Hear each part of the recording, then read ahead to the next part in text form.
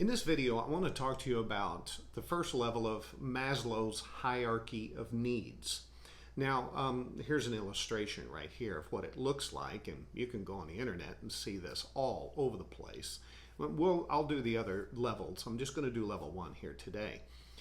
But I want you to see this for what it is. Maslow's hierarchy is a list of needs that was developed by a guy by the name of Abraham Maslow in 1943. He later refined it in his book Motivation and Personality in 1954. Now, since then, this theory has remained very popular among sociological studies, management training, psychological classes. It's got a lot of traction in the world. But why is it important to the church? Well, the first thing you have to understand is this. It's not a method of manipulating people in order to get them to do what you want them to do. Some people look at this and understanding how what we do and in order to manipulate others. And that's the world out there. That's not what we're here to do. Maslow's hierarchy just gives us a glimpse into how God created us. And it's a very simple way to be able to present it, and that's why I use it. The first level is what we call psychological needs. Now, these are things like shelter, water, food, warmth, clothes, rest. You get it. You're missing any of those, you're in survival mode. And people who struggle in this area, their motivation is just to survive. Now, first thing I'll tell you right off the bat, when you meet people like this, and there are plenty out there to meet, they can't hear anything else. They're just trying to get this need met. Now, that's all they care about, and rightfully so. They feel insecure. They feel even psychologically deficient because these basic needs are met. And you're thinking, man, what's driving them crazy? Well, if they don't have a place to sleep tonight, that'll drive you crazy. Now, they're lacking in these areas. They're going to be stressed out, thinking about where am I going to get my next meal? Where is this going to happen? And as a church, we have to see these needs and address them. Jesus in Matthew chapter number 25, and he is addressing believers here in this passage of scripture like us. And it says, "For I was hungry, and you fed me. I was thirsty, and you gave me drink. I was a stranger, you invited me into your own home. I was naked, you gave me clothing. I was sick, and you cared for me. I was in prison, you visited me." These are all psychological needs. I mean, they're just right there at the very basic. And Jesus spoke to these believers, judging them accordingly because they didn't pay attention to them.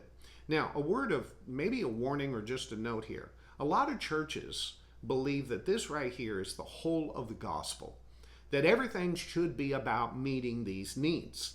And the reality is that it isn't. It's the beginning. And if you want to minister to people, you've got to be able to get to a place where they can hear you. And Jesus told us to help these people to get to a place where they can hear the gospel by first experiencing the gospel. This speaks to ministry, and especially in the moment. There are many times that we get a phone call, and there's literally just minutes or hours before somebody loses or they become homeless. They lose their child. They lose their job. They're going to lose their car or anything like that. Sometimes we can do something about it. Sometimes we can't. That's just the reality of it. So there's a couple of things I want you to look at. Number one, it's the physical building that we are in. Does this place look psychologically safe? Does it feel psychologically safe? We live in Florida. And in Florida, we don't deal so much with the cold. We kind of get through that. That's fine.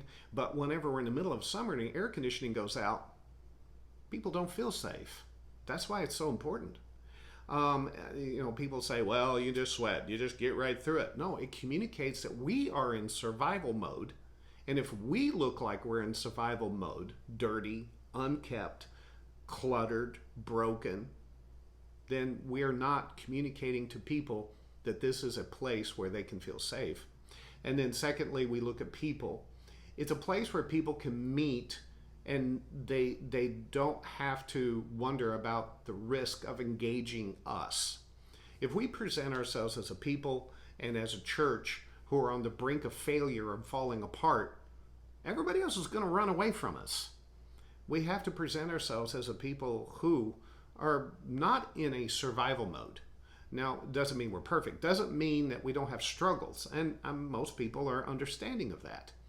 but you have to look at the values of who we are. Is our value just to survive, or is our value in order to make sure that people feel like that they matter, that we're not an average church, that we leave a legacy in our future with our children and with our youth, and that we make we're real relevant, not religious.